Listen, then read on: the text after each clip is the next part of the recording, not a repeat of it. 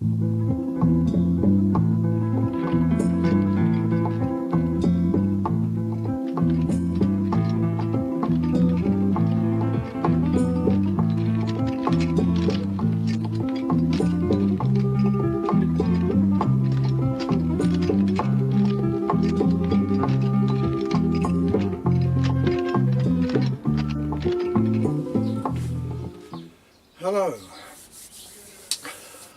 Charlie Tango 1 here.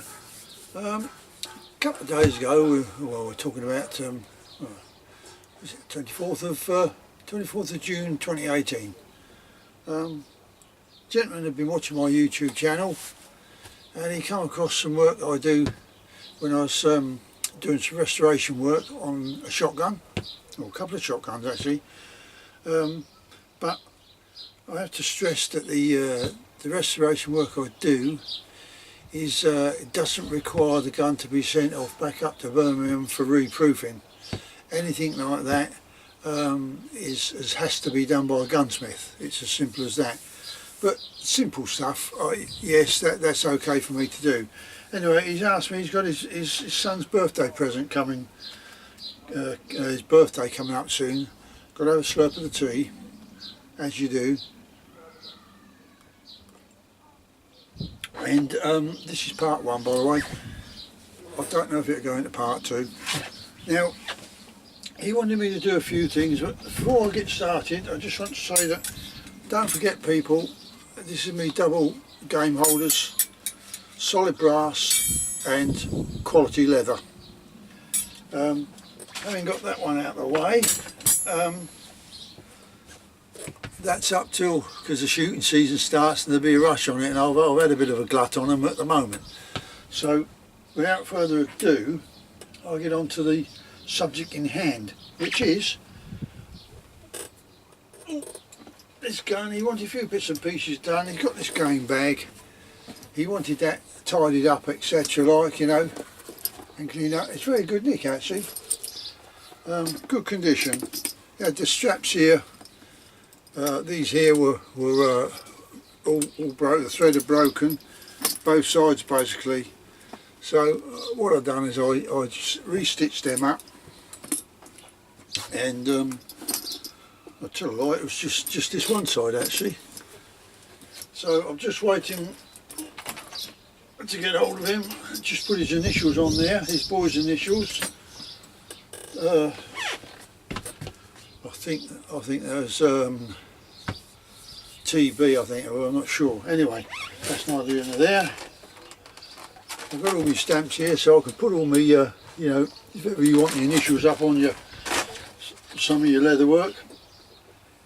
But anyhow, I've done that, and also he said, could you tidy this up for me, which is the gun slip. Well, I've done that. As you can see, that's a preservative, wood, leather preservative on there. I won't hold it up like that, and I actually took the strapping off, and I've had to really give that a good doing with a leather balm to soften it up. It was getting quite brittle, it was dry, and it was screaming for a bit of food, so that's what I've done with that. Now, the gun, here are we? This is what you're all waiting for, now you wait to see this gun. Now this gun here is a Browning. I'm not quite sure of the year, but as I say, we all get surprises, don't we? And when I got this, I thought, oh, I've never seen one like that before. So, but I'll leave it together like this, just so you can see that the woodwork on it. Look at the woodwork on that. It is really fantastic. And I'll turn it over the other side so you can see. I don't want to go banging things. Really lovely, look. I'm jealous of that, you know. Right, now that's a bit of just a bit of old cloth in there when you touch the barrels. A lot of people don't realise that when you touch the barrels you produce acid on your skin. Unless you wipe that with only a smearing of oil with a little cloth, it takes away those fingerprints, which stops it eating into the metal, but a lot of people don't bother cleaning them, that's the trouble. Another little tip, when you store it in your cabinet, store it that way up, upside down. And the reason for that being, if you've done any oiling in your action, the oil will run downwards, especially like from the ejectors. It will move downwards instead of it being up the other way and soaking all into the stock of wood, which makes it very soft. And then what happens is your stock splits, and they split right near the action here. That's where they split, down there 9 out of 10, or down near the trigger guard. I have known them to split down there, but that's what I tend to do. Now the difference with this one being, I'm going to have to re-oil it because I've handled it quite a bit. He had some little marks on here. I'll try and show you them. If you visualise looking up there about 3 inches, look up there about 3 inches from this tulip fore end. He had a little bit of pitting in that, well, not pitting, but you could see there's a bit of bluing coming off or something. Hadn't quite taken.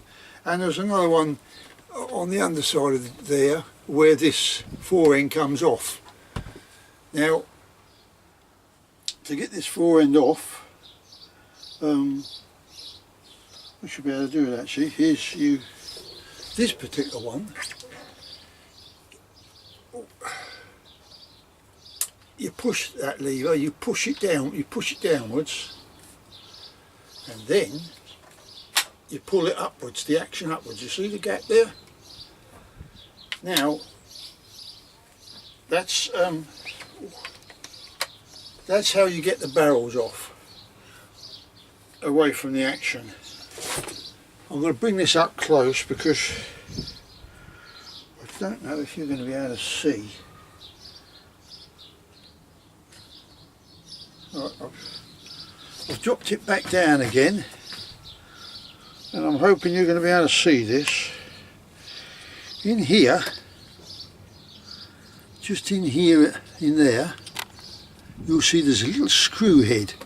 Now I'm going to turn this in the hope that you can see it. Just down there it is. There's a little flathead screw. It's a flathead countersink.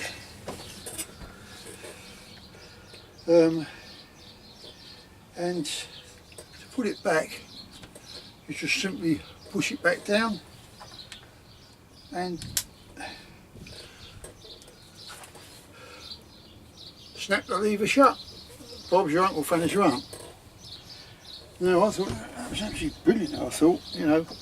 And down near this tulip end, again I've got to bring it up close in the hope that you can see. Down in this tulip end, just here,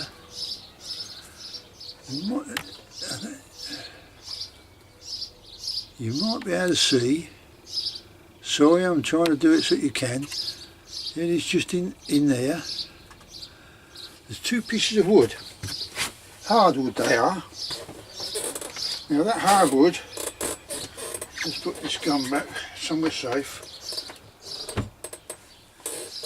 Now this, so I ended up re-bluing the barrels completely. All I've done was I wiped the barrel thoroughly with my magic thinners to get all the grease and oil off, and then I just went over it with a swab of cotton wool ball, you know, put me super glue on there, and away I went. And I was surprised, it really took well actually. Because it was already blue, it didn't take any bluing off. It was hard to see where it was going on, but especially where that little mark was, it went on there, and I got some very fine wool, steel wool after after one coat I think it was, or the second coat, and I just rubbed over the barrels in. That takes any high spots off, and then continue wiping it again with your wool, rinse it off, dry it out, and I use some an air pressured air, where is it?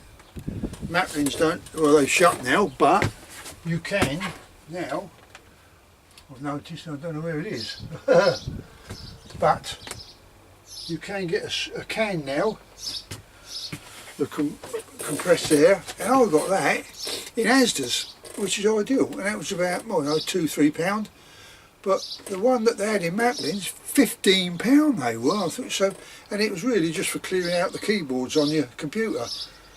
But it was ideal. We got a spout on it, a little, you know, tube. It done the job brilliant. So anyway, I didn't do that. I'm rubbing it on. Anyway, so that's that little baby done, and the barrels have come up really nice. So once I've finished putting the bluing on, I rinsed it off, dried it off thoroughly. Don't forget to cork the ends of your barrel when you do it. Both ends, muzzle end and the breech end. And then I oiled it thoroughly. I just sprayed some WD-40 on it all over everywhere, and hung it in the shed overnight to let it cure. And by putting the oil on, it stops the activation of the bluing. Otherwise it'll carry on, and what it'll do is it will rust it. So, because it's a form of rust acceleration process, that's what it is. So it stops that, and it cures it overnight. Then I just cleaned it all up with the oil, made sure I got everything. Check down your barrels to make sure none's gone in there, even though you put corks in there. And I'll give mine a wipe out with one of those green what is it, pads that the wife uses for washing up. Just cut a piece of that off, put it in your split piece that goes on your rod, your cleaning rod. Shoot that down there a few times, and then I'll get 3 or 4 pieces of toilet roll, tear them off, just keep stuffing them in the breech end, just keep stuffing them in, and then push the rod through on its own without no abrasive stuff. Push that through.